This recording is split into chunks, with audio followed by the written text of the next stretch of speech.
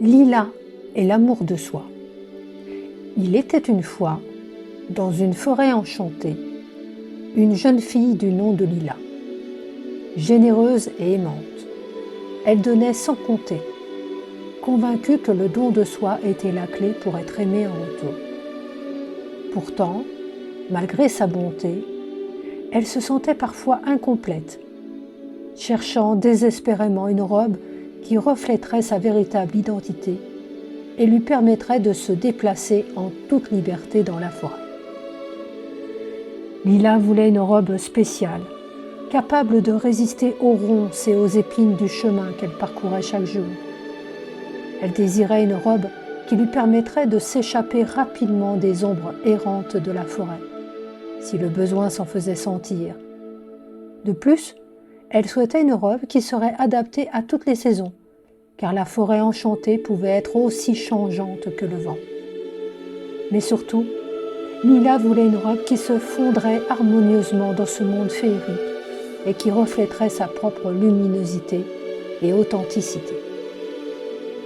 Un jour, alors qu'elle cherchait avec inquiétude la robe idéale, Lila fit la rencontre d'une fée bienveillante du nom de Bonita, surnommée la Bienheureuse par tous les habitants de la forêt. Intriguée par cette fée qui semblait si rayonnante, Lila s'approcha timidement et partagea ses préoccupations.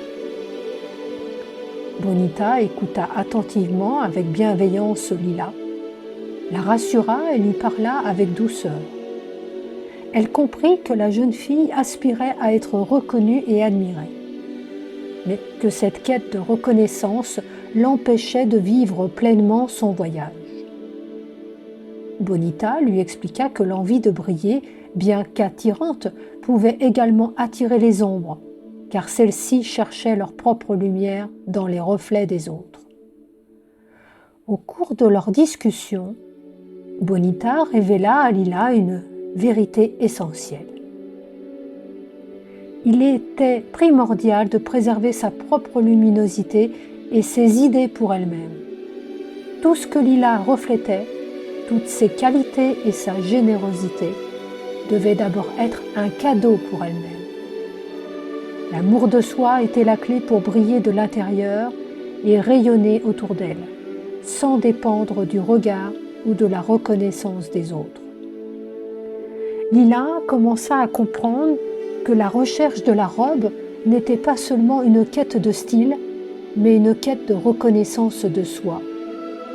Elle se rendit compte que cette robe symbolisait son propre amour pour elle-même, sa confiance en sa propre beauté intérieure et sa valeur en tant qu'individu unique.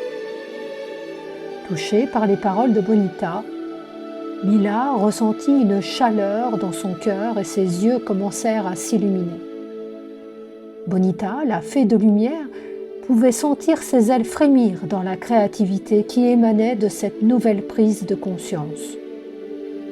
Ensemble, Lila et Bonita imaginèrent une robe qui reflèterait la véritable essence de la jeune fille.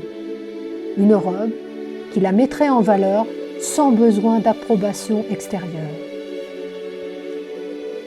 Au fil du temps, Lila embrassa cet amour de soi et découvrit qu'en s'acceptant pleinement, elle commença à briller d'une lumière intérieure éblouissante. Elle comprit que sa valeur ne résidait pas dans l'admiration des autres, mais dans son propre regard bienveillant envers elle-même. Ainsi, grâce à l'amitié de la fée Bonita, la Bienheureuse, Lila apprit que la véritable magie réside dans l'acceptation de soi et l'amour inconditionnel que l'on se porte.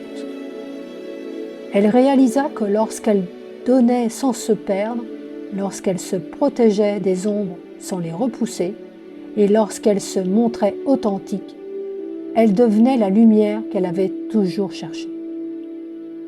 Et c'est ainsi que Lila vécut heureuse et épanouie, éclairant le monde de sa propre lueur féerique, inspirant ceux qui la croisaient à embrasser leur propre lumière intérieure et à aimer la personne unique qu'ils étaient.